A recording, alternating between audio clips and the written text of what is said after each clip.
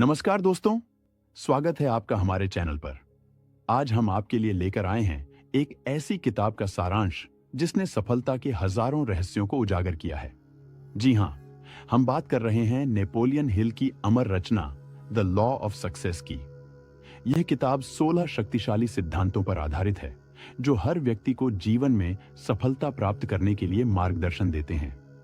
क्या आप जानना चाहते हैं कि कैसे आप अपनी सोच, आदतों और दृष्टिकोण में बदलाव लाकर अपने सपनों को साकार कर सकते हैं? तो इस वीडियो को अंत तक देखें, क्योंकि हम इस किताब के हर महत्वपूर्ण पहलू को आपके सामने आसान और रोचक तरीके से प्रस्तुत करेंगे। अगर आपने अभी तक हमारे चैनल को सब्सक्राइब नहीं किया है, तो तुरंत सब्सक्राइब करें और बेल आइकन दबाएं, ताकि आप सफलता के इस सफर में हमारे साथ जुड़े रहें। तो चलिए शुरू करते हैं द लॉ ऑफ सक्सेस का यह प्रेरणादायक और शक्तिशाली सफर। 1. शक्ति, पावर। परिचय। इस अध्याय में हिल शक्ति की परिभाषा और इसके स्रोतों की खोज करते हैं। वह बताते हैं कि शक्ति एक आंतरिक बल है जो व्यक्ति को अपने लक्ष्यों को प्राप्त करने के लिए प्रेरित करती है। शक्ति के स्रोत। हिल के अनुसार शक्ति के मुख्य स्रोत हैं: इच्छा। शक्ति किसी लक्ष्य को दृढ़ता से पाने की तीव्र इच्छा। विश्वास, अपने स्वयं की क्षमताओं और सफलता की संभावना में विश्वास। दृढ़ संकल्प, बाधाओं का सामना करने के बावजूद अपने लक्ष्य को प्राप्त करने का दृढ़ संकल्प। जुनून, अपने लक्ष्य के प्रति गहरा उत्साह और समर्पण। शक्ति का विकास। हिल बताते हैं कि शक्ति को लगातार विकसित किया जा सकता है। आत्म अनुशासन, सकारात्मक सोच और लगातार प्रयास शक्ति को बढ़ाने में महत्वपूर्ण भूमिका निभाते हैं। 2. सहयोग, कोऑपरेशन। परिचय। इस अध्याय में हिल सहयोग के महत्व पर प्रकाश डालते हैं। वह बताते हैं कि सफलता अकेले नहीं प्राप्त की जा सकती है, बल्कि दूसरों के साथ मिलकर काम करने की आवश्यकता होती है। सहयोग के लाभ। विस्तारित संसाधन। दूसरों के साथ सहयोग करने से संसाधनों का विस्तार होता है, जैसे कि ज्ञान, कौशल और संपर्क। विभिन्न दृष्टिकोण। विभिन्न व्यक्तियों के विचारों और दृष्टिकोणों से नए विचार और समाधान उभर सकते हैं। टीम वर्क की शक्ति। एक साथ काम करने से व्यक्तिगत प्रयासों से कहीं अधिक शक्ति प्राप्त होती है। सहयोगात्मक प्रयासों का निर्माण। हिल बताते हैं कि प्रभावी सहयोग के लिए स्पष्ट संचार, आपसी सम्मान और साझा लक्ष्यों की आवश्यकता होती है। 3. Mastermind, the mastermind. परिचय। मास्टरमाइंड हिल की पुस्तक का एक केंद्रीय सिद्धांत है। यह 2 या 2 से अधिक व्यक्तियों का एक समूह है जो एक सामान्य लक्ष्य की ओर मिलकर काम करते हैं। मास्टरमाइंड के सिद्धांत। सामूहिक बुद्धि। जब कई दिमाग एक साथ काम करते हैं तो वे व्यक्तिगत प्रयासों से कहीं अधिक शक्ति और रचनात्मकता उत्पन्न कर सकते हैं। पूरक कौशल। एक मास्टरमाइंड में विभिन्न कौशल और विशेषज्ञता वाले लोग शामिल होते हैं जो पूरक होते हैं और समूह की समग्र क्षमता को बढ़ाते हैं। सकारात्मक सिनर्जी। मास्टरमाइंड में सदस्य एक दूसरे को प्रेरित करते हैं और सकारात्मक ऊर्जा का निर्माण करते हैं। मास्टरमाइंड का निर्माण। हिल बताते हैं कि एक प्रभावी मास्टरमाइंड बनाने के लिए स्पष्ट लक्ष्य, साझा मूल्य और आपसी विश्वास आवश्यक हैं। 4. हेनरी फोर्ड, थॉमस एडिसन और हार्वे एस फायरस्टोन। परिचय। इस अध्याय में हिल इन महान व्यक्तित्वों के जीवन और कार्यों का विश्लेषण करते हैं। वे सफलता के सिद्धांतों को लागू करने के उदाहरण के रूप में प्रस्तुत किए जाते हैं। Henry Ford. हिल फोर्ड की दृढ़ इच्छा शक्ति, दृष्टि और नव प्रवर्तन की क्षमता की प्रशंसा करते हैं। उन्होंने मास्टरमाइंड सिद्धांत का उपयोग करके अपनी टीम का निर्माण किया और ऑटोमोबाइल उद्योग में क्रांति ला दी। Thomas Edison. हिल एडिसन की अथक मेहनत, दृढ़ संकल्प और असफलताओं से सीखने की क्षमता पर प्रकाश डालते हैं। उन्होंने असाधारण रचनात्मकता और प्रयोग के माध्यम से कई महत्वपूर्ण आविष्कार किए। Harvey S Firestone. Hill Firestone की व्यावसायिक प्रतिभा और नेतृत्व कौशल की प्रशंसा करते हैं। उन्होंने टायर उद्योग में क्रांति ला दी और सफल व्यवसाय बनाने के लिए मास्टरमाइंड सिद्धांत का प्रभावी ढंग से उपयोग किया। 5. Big six. परिचय। बिग सिक्स एक सफल व्यवसाय समूह था जिसने मास्टरमाइंड सिद्धांत का प्रभावी ढंग से उपयोग किया। बिग सिक्स के सिद्धांत: उन्होंने स्पष्ट लक्ष्य निर्धारित किए, साझा मूल्यों को विकसित किया और एक दूसरे की ताकतों का लाभ उठाया। उन्होंने लगातार संवाद किया, समस्याओं का सामना किया और अपने लक्ष्यों को प्राप्त करने के लिए रचनात्मक समाधान खोजे। सफलता की कहानी: बिग सिक्स की सफलता की कहानी मास्टरमाइंड सिद्धांत की शक्ति का एक शक्तिशाली उदाहरण है।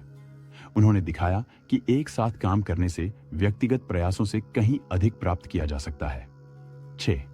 कल्पना, इमेजिनेशन।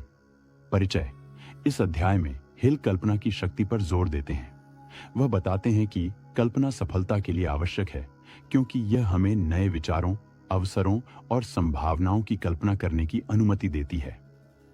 कल्पना का विकास: हिल बताते हैं कि कल्पना को विकसित किया जा सकता है। रचनात्मक सोच, पढ़ना, यात्रा करना और विभिन्न अनुभवों का सामना करना कल्पना को उत्तेजित करने में मदद कर सकता है। कल्पना का उपयोग: हिल बताते हैं कि कल्पना का उपयोग लक्ष्य निर्धारण, समस्या समाधान और रचनात्मक अभिव्यक्ति के लिए किया जा सकता है। 7. टेलीपैथी। परिचय: इस अध्याय में हिल टेलीपैथी के सिद्धांतों की चर्चा करते हैं। हालांकि इस विषय के वैज्ञानिक प्रमाण सीमित हैं, हिल का मानना है कि विचार एक मन से दूसरे मन में संचरित हो सकते हैं। टेलीपैथी और संचार: हिल का मानना है कि टेलीपैथी संचार को प्रभावित कर सकती है। प्रभावी संचार के लिए संदेश को स्पष्ट रूप से व्यक्त करने और प्राप्तकर्ता की भावनाओं और विचारों को समझने की आवश्यकता होती है। टेलीपैथी और प्रभाव: हिल का मानना है कि टेलीपैथी का उपयोग दूसरों को प्रभावित करने के लिए किया जा सकता है। प्रभावी नेतृत्व के लिए नेता को अपने विचारों और भावनाओं को स्पष्ट रूप से व्यक्त करने और दूसरों को प्रेरित करने में सक्षम होना चाहिए। 8. कैसे विक्रेता और सार्वजनिक वक्ता अपने दर्शकों के विचारों को समझते या ट्यून करते हैं। परिचय: इस अध्याय में हिल बताते हैं कि प्रभावी संचार के लिए संचारक को अपने दर्शकों की भावनाओं और विचारों को समझने की आवश्यकता होती है। दर्शकों का विश्लेषण: प्रभावी संचार के लिए संचारक को अपने दर्शकों का विश्लेषण करना चाहिए, उनकी जरूरतों, इच्छाओं और रुचियों को समझना चाहिए। भावनात्मक बुद्धि: संचारक को भावनात्मक बुद्धि का उपयोग करके अपने दर्शकों के साथ संबंध बनाने और उन्हें प्रभावित करने में सक्षम होना चाहिए। 9. कंपन, वाइब्रेशन। परिचय: इस अध्याय में हिल कंपन के सिद्धांतों की चर्चा करते हैं। वह बताते हैं कि ब्रह्मांड में सभी चीजें कंपन करती हैं, चाहे वह दृश्य हो या अदृश्य। यह कंपन ऊर्जा का एक रूप है जो सभी चीजों को गति में रखता है। डॉ. अलेक्जेंडर ग्राहम बेल का योगदान। हिल डॉ. अलेक्जेंडर ग्राहम बेल लंबी दूरी के टेलीफोन के आविष्कारक का उदाहरण देते हैं। बेल ने कंपन के सिद्धांतों का अध्ययन किया और उन्हें टेलीफोन के आविष्कार में लागू किया। उन्होंने पाया कि ध्वनि कंपन के माध्यम से संचरित होती है। कंपन के सिद्धांत: हिल बताते हैं कि सभी चीजें एक निश्चित आवृत्ति पर कंपन करती हैं। मानव शरीर भी कंपन करता है और ये कंपन हमारे विचारों, भावनाओं और शारीरिक स्थिति को प्रभावित करते हैं। सकारात्मक विचारों और भावनाओं से उच्च आवृत्ति के कंपन उत्पन्न होते हैं, जबकि नकारात्मक विचारों और भावनाओं से निम्न आवृत्ति के कंपन उत्पन्न होते हैं। कंपन और आकर्षण का नियम: हिल बताते हैं कि आकर्षण का नियम कंपन के सिद्धांत से जुड़ा है। समान आवृत्तियों वाले लोग, विचार और चीजें एक दूसरे की ओर आकर्षित होती हैं। उदाहरण के लिए, सकारात्मक विचारों वाले लोग सकारात्मक परिणामों को आकर्षित करते हैं। कंपन को नियंत्रित करना: हिल बताते हैं कि व्यक्ति अपने विचारों और भावनाओं को नियंत्रित करके अपनी कंपन आवृत्ति को प्रभावित कर सकता है। सकारात्मक सोच, ध्यान और आत्म सुधार की प्रथाएं कंपन आवृत्ति को बढ़ाने में मदद कर सकती हैं। 10. वायु और ईथर, एयर एंड ईथर। परिचय: इस अध्याय में हिल वायु और ईथर के माध्यम से कंपन के संचरण की व्याख्या करते हैं। वह बताते हैं कि ये माध्यम विचारों और ऊर्जा के संचरण में महत्वपूर्ण भूमिका निभाते हैं। वायु और ईथर के गुण: हिल बताते हैं कि वायु और ईथर अदृश्य हैं लेकिन शक्तिशाली हैं। वे विचारों, भावनाओं और ऊर्जा को ले जाने में सक्षम हैं। वायु और ईथर का मानव जीवन पर प्रभाव। हिल का मानना है कि वायु और ईथर हमारे विचारों और भावनाओं को प्रभावित करते हैं और हमारे अनुभवों को आकार देते हैं। 11. कैसे और क्यों विचार अज्ञात स्रोतों से मन में चमकते हैं। परिचय। इस अध्याय में हिल नए विचारों और अंतर्दृष्टि के स्रोतों की खोज करते हैं। वह बताते हैं कि नए विचार अक्सर अज्ञात स्रोतों से आते हैं, जैसे कि अंतर्ज्ञान, प्रेरणा और अवचेतन मन। अंतर्ज्ञान और प्रेरणा। हिल बताते हैं कि अंतर्ज्ञान और प्रेरणा महत्वपूर्ण मार्गदर्शक हो सकते हैं। उन्हें पहचानने और उनका पालन करने के लिए खुले दिमाग और आंतरिक शांति की आवश्यकता होती है। अवचेतन मन की शक्ति। हिल का मानना है कि अवचेतन मन में भी विचारों और समाधानों का खजाना छिपा होता है। ध्यान और विश्राम अवचेतन मन तक पहुंचने और नए विचारों को प्राप्त करने में मदद कर सकते हैं। 12. सफलता के नियम दर्शन का इतिहास। परिचय। इस अध्याय में हिल सफलता के नियम के दर्शन के विकास के इतिहास का वर्णन करते हैं। उन्होंने कई वर्षों तक विभिन्न व्यक्तित्वों का अध्ययन किया और उनके जीवन और कार्यों का विश्लेषण किया।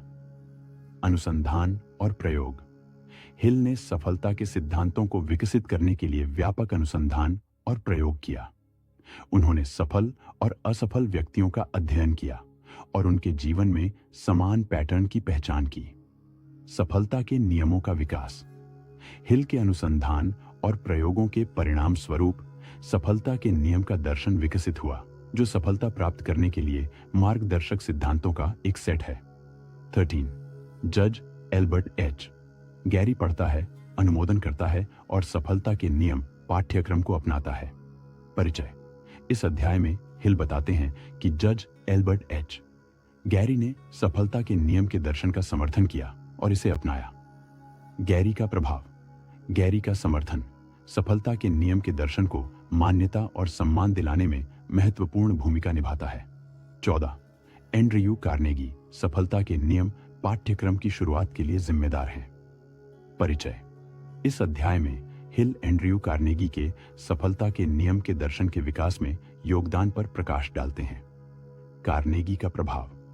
कार्नेगी ने हिल को प्रोत्साहित किया और उन्हें अपने शोध और लेखन में समर्थन दिया। 15. सफलता के नियम प्रशिक्षण। परिचय। इस अध्याय में हिल बताते हैं कि सफलता के नियम के सिद्धांतों के आधार पर विकसित किए गए प्रशिक्षण कार्यक्रमों ने लोगों को सफलता प्राप्त करने में मदद की है। प्रशिक्षण कार्यक्रमों का प्रभाव। प्रशिक्षण कार्यक्रमों ने लोगों को सफलता के सिद्धांतों को लागू करने में मदद की है, जिससे उन्हें व्यक्तिगत और व्यावसायिक जीवन में सफलता प्राप्त करने में सक्षम बनाया है। 16. तथाकथित आध्यात्मवाद समझाया गया। परिचय। इस अध्याय में हिल आध्यात्मिकता और सफलता के बीच संबंध की चर्चा करते हैं। वह बताते हैं कि आध्यात्मिक विकास व्यक्तिगत विकास के लिए महत्वपूर्ण है। आध्यात्मिक विकास और सफलता। हिल का मानना है कि आध्यात्मिक विकास व्यक्ति को अधिक संतुलित, समर्पित और सफल जीवन जीने में मदद कर सकता है। 17. संगठित प्रयास सभी शक्ति का स्रोत है। परिचय। इस अध्याय में हिल संगठित प्रयासों के महत्व पर जोर देते हैं। वह बताते हैं कि एक साथ काम करने से व्यक्तिगत प्रयासों से कहीं अधिक शक्ति प्राप्त होती है। संगठित प्रयासों के लाभ। संगठित प्रयास संसाधनों का कुशल उपयोग, बेहतर निर्णय लेने और अधिक प्रभावी कार्यान्वयन की अनुमति देते हैं। 18. स्वयं का विश्लेषण कैसे करें। परिचय। इस अध्याय में हिल आत्मविश्लेषण के महत्व पर प्रकाश डालते हैं। वह बताते हैं कि सफलता प्राप्त करने के लिए अपनी ताकत, कमजोरियों, अवसरों और खतरों का आकलन करना आवश्यक है। आत्मविश्लेषण के चरण। हिल बताते हैं कि आत्मविश्लेषण के चरणों में स्वयं का मूल्यांकन, अपनी ताकत और कमजोरियों की पहचान और सुधार के लिए योजना बनाना शामिल है। 19. एक पुराने, खराब, बेकार खेत से एक छोटा सा भाग्य कैसे बनाया गया। परिचय। इस अध्याय में हिल एक उदाहरण के माध्यम से बताते हैं कि कैसे चुनौतियों को अवसरों में बदला जा सकता है। अवसरों की पहचान। इस उदाहरण में एक व्यक्ति ने एक पुराने, बेकार खेत में अवसर देखा और उसे एक लाभदायक व्यवसाय में बदल दिया। 20. यदि आप दिशाओं का पालन करते हैं और इसके लिए खुदाई करते हैं तो आपके वर्तमान व्यवसाय में एक सोने की खान है। परिचय। इस अध्याय में हिल बताते हैं कि सफलता आपके वर्तमान स्थिति में ही छिपी हो सकती है। अवसरों की खोज। आपको अपने वर्तमान व्यवसाय या स्थिति में अवसरों की तलाश करनी चाहिए और उन्हें भुनाने के लिए कड़ी मेहनत करनी चाहिए। 21। आपके द्वारा बनाई गई किसी भी व्यावहारिक विचार या योजना के विकास के लिए पर्याप्त मात्रा में तैयार पूंजी उपलब्ध है। परिचय। इस अध्याय में हिल बताते हैं कि किसी भी व्यावहारिक विचार या योजना के विकास के लिए आवश्यक वित्तीय संसाधन उपलब्ध हैं। वित्तीय संसाधनों की जुटाई। हिल बताते हैं कि वित्तीय संसाधनों को जुटाने के विभिन्न तरीके हैं, जैसे कि आरण, निवेशक और साझेदारी। 22। लोग विफल क्यों होते हैं? कुछ कारण। परिचय। इस अध्याय में हिल असफलता के कुछ सामान्य कारणों की चर्चा करते हैं। असफलता के कारण। असफलता के कुछ सामान्य कारणों में शामिल हैं आलस्य, आत्मसंदेह, नकारात्मक सोच और दूसरों पर निर्भरता। 23। क्यों हेनरी फोर्ड पृथ्वी पर सबसे शक्तिशाली व्यक्ति है और अन्य लोग उन सिद्धांतों का उपयोग कैसे कर सकते हैं जो उन्हें उनकी शक्ति देते हैं? परिचय। इस अध्याय में हिल हेनरी फोर्ड की सफलता के रहस्यों की चर्चा करते हैं और बताते हैं कि अन्य लोग भी उनके सिद्धांतों को लागू करके सफलता प्राप्त कर सकते हैं। फोर्ड के सिद्धांत। फोर्ड के सिद्धांतों में दृढ़ संकल्प, दृष्टि, नव प्रवर्तन, टीम वर्क और ग्राहकों की जरूरतों को समझने की क्षमता शामिल है। 24। क्यों कुछ लोग बिना जाने दूसरों का विरोध करते हैं? परिचय। इस अध्याय में हिल बताते हैं कि अक्सर लोग अनजाने में दूसरों का विरोध करते हैं। विरोध के कारण। विरोध के कारणों में गलतफहमी, ईर्ष्या और प्रतिस्पर्धा शामिल हो सकती है। विरोध से बचने के तरीके। हिल बताते हैं कि प्रभावी संचार, सहानुभूति और समझदारी से विरोध से बचा जा सकता है। 25। यौन संपर्क का प्रभाव मन उत्तेजक और स्वास्थ्य निर्माण के रूप में। परिचय। इस अध्याय में हिल यौन संपर्क के मनोवैज्ञानिक और शारीरिक प्रभावों की चर्चा करते हैं। मनोवैज्ञानिक प्रभाव। हिल का मानना है कि संतुष्टिदायक यौन संबंध व्यक्ति के आत्मविश्वास और आत्मसम्मान को बढ़ा सकते हैं। शारीरिक प्रभाव। हिल बताते हैं कि यौन संपर्क शारीरिक और मानसिक स्वास्थ्य को बढ़ावा दे सकता है। 26। पुनरुत्थान के रूप में जाना जाने वाला धार्मिक उत्सव में क्या होता है? परिचय। इस अध्याय में हिल धार्मिक उत्सवों के मनोवैज्ञानिक प्रभावों की चर्चा करते हैं। धार्मिक उत्सवों का प्रभाव। धार्मिक उत्सव आध्यात्मिक जागृति, सामुदायिक भावना और व्यक्तिगत परिवर्तन को प्रेरित कर सकते हैं। 27। हमने प्रकृति की बाइबल से क्या सीखा है? परिचय। इस अध्याय में हिल प्रकृति से सीखने के महत्व पर जोर देते हैं। प्रकृति से सीख। प्रकृति के नियमों और सिद्धांतों का अध्ययन करके हम जीवन के बारे में महत्वपूर्ण सबक सीख सकते हैं। 28। मन का रसायन शास्त्र। यह आपको कैसे बनाएगा या नष्ट करेगा? परिचय। इस अध्याय में हिल बताते हैं कि हमारे विचार हमारे भावनाओं और कार्यों को प्रभावित करते हैं। सकारात्मक सोच का महत्व। सकारात्मक सोच व्यक्ति को अधिक सफल, खुश और संतुष्ट जीवन जीने में मदद कर सकती है। नकारात्मक सोच का प्रभाव। नकारात्मक सोच व्यक्ति को निराशा, तनाव और असफलता की ओर ले जा सकती है। 29।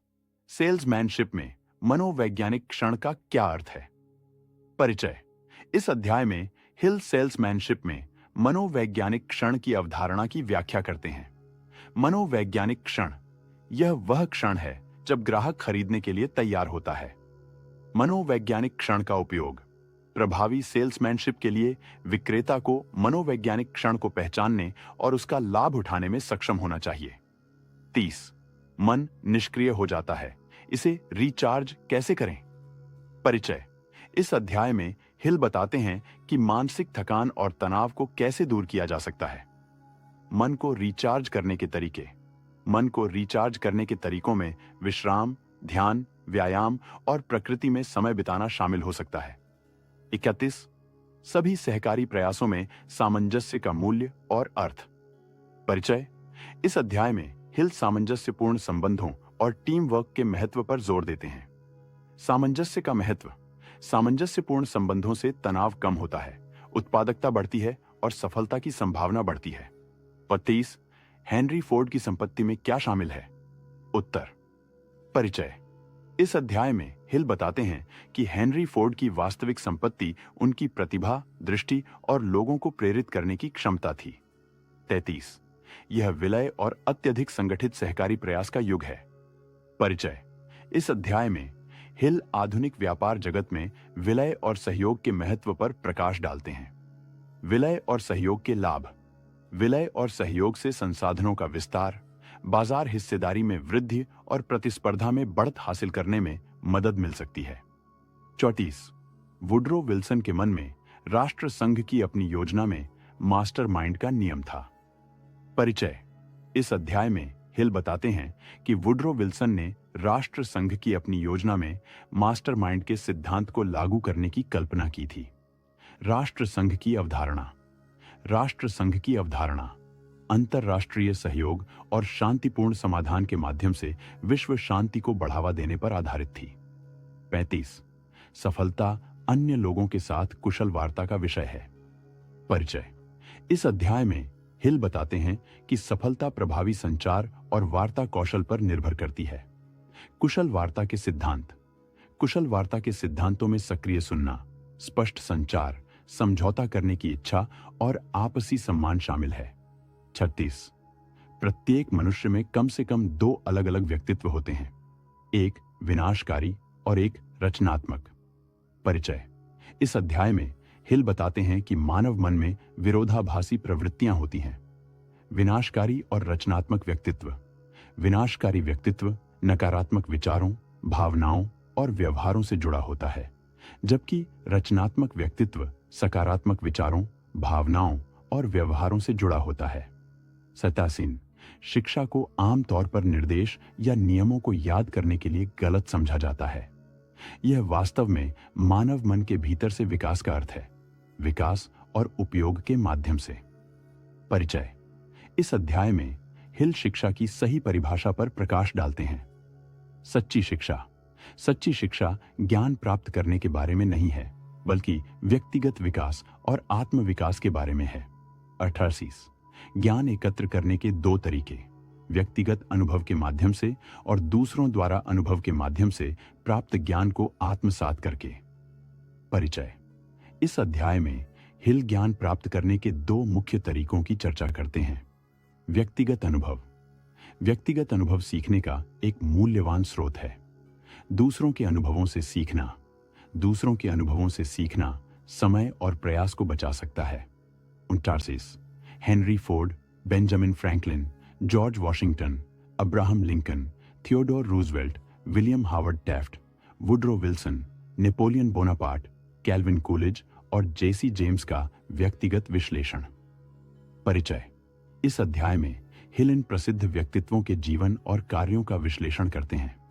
सफलता के सिद्धांतों का अनुप्रयोग। हिल इन व्यक्तित्वों के जीवन में सफलता के नियमों के अनुप्रयोग की पहचान करते हैं, जैसे कि दृढ़ संकल्प, दृष्टि, नेतृत्व, सहयोग और आत्मविकास। 40। लेखक का पाठ के बाद का दौरा। परिचय। इस अंतिम अध्याय में हिल पाठकों को प्रोत्साहित करते हैं कि वे सफलता के नियम के सिद्धांतों को अपने जीवन में लागू करें। कार्रवाई करने का आह्वान। हिल पाठकों को सक्रिय होने, लक्ष्य निर्धारित करने, योजना बनाने और कार्रवाई करने के लिए प्रोत्साहित करते हैं। द लॉ ऑफ सक्सेस एक व्यापक और गहन पुस्तक है जो सफलता प्राप्त करने के लिए मार्गदर्शक सिद्धांतों का एक सेट प्रदान करती है। हिल के विचार आज भी प्रासंगिक हैं और व्यक्तिगत और व्यावसायिक जीवन में सफलता प्राप्त करने के इच्छुक लोगों के लिए मूल्यवान है। नोट: ये संक्षेप हैं और पुस्तक की पूरी गहराई को नहीं दर्शाते हैं। द लॉ ऑफ सक्सेस को पूरी तरह से समझने के लिए इसे पढ़ना आवश्यक है। उम्मीद है कि ये विस्तृत सारांश आपको द लॉ ऑफ सक्सेस की मुख्य अवधारणाओं को गहराई से समझने में मदद करेंगे। तो दोस्तों, आज के इस वीडियो में हमने द लॉ ऑफ सक्सेस के उन 16 सिद्धांतों के बारे में जाना जो हमें सफलता की ओर ले जाते हैं। नेपोलियन हिल का यह संदेश साफ है: सफलता सिर्फ एक गंतव्य नहीं, बल्कि एक यात्रा है जो सही सोच, कड़ी मेहनत और सही दिशा से संभव होती है। अगर आपको यह वीडियो पसंद आया हो तो इसे लाइक करें और अपने दोस्तों और परिवार के साथ शेयर करना न भूलें, ताकि वे भी इस अमूल्य ज्ञान का लाभ उठा सकें। और हाँ, अगर आपने अभी तक हमारे चैनल को सब्सक्राइब नहीं किया है तो जल्दी से सब्सक्राइब करें और बेल आइकन को दबाएं ताकि आप हमारे आने वाले हर वीडियो की जानकारी सबसे पहले पा सकें। अगर आपके मन में इस किताब या इसके सिद्धांतों को लेकर कोई सवाल या सुझाव हो तो नीचे कमेंट सेक्शन में जरूर लिखें। हम आपके विचारों को पढ़ने और सवालों का जवाब देने के लिए हमेशा तैयार हैं। आपकी सफलता की यात्रा को शुभकामनाएं और याद रखें, सफलता उन्हीं को मिलती है जो इसे पाने की हिम्मत रखते हैं।